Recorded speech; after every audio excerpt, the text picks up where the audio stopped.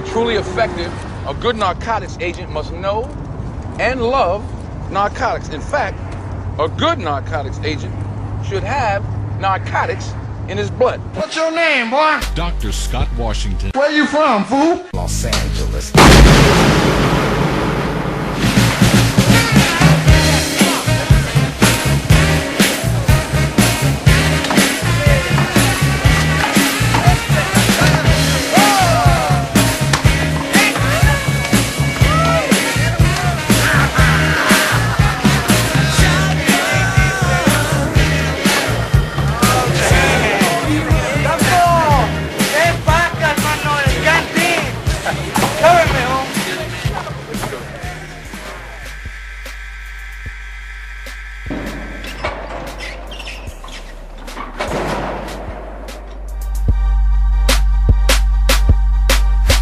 Tuned in to Hip Hop Justice Radio, broadcasting from a padded room somewhere in the Midwest.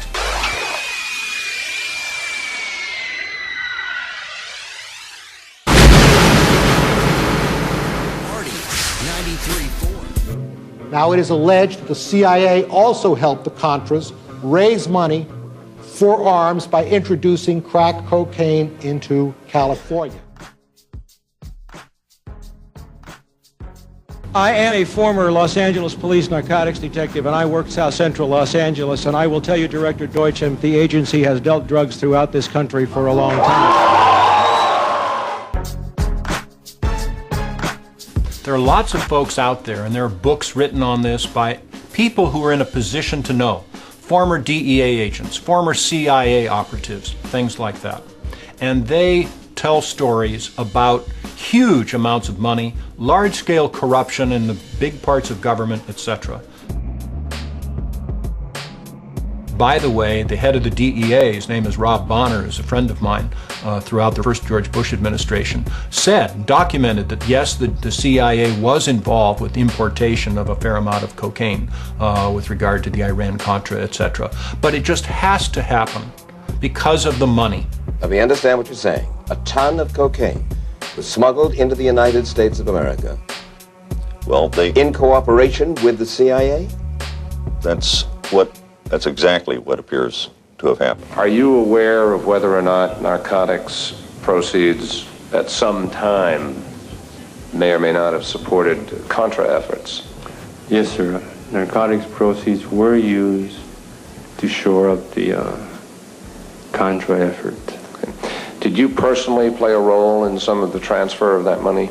Yes, I did. And drugs were used, together with Saudi Arabian contributions, also off the books.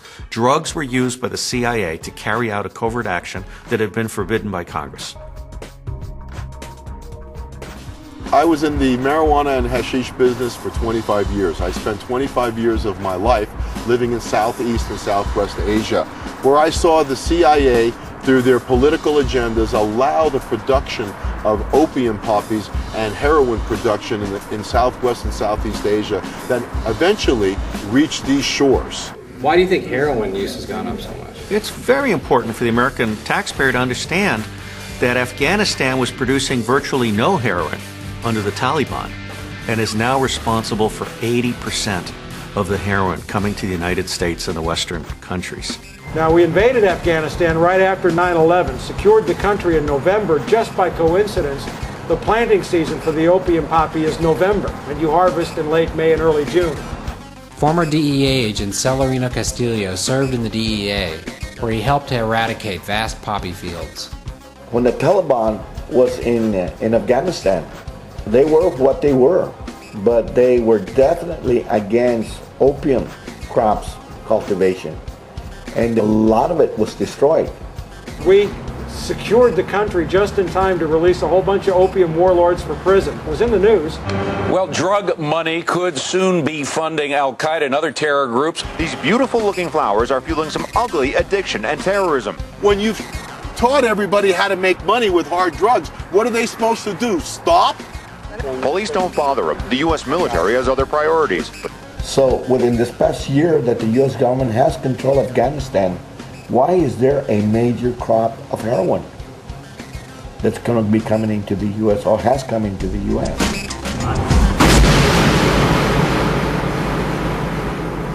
Where you from, fool? Los Angeles.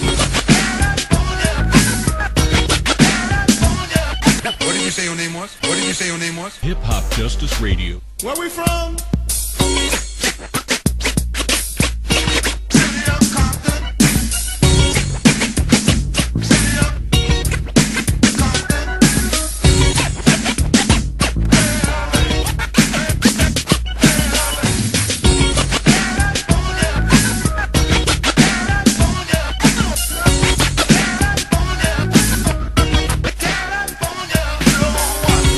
This is Party 93.4, your commercial-free station.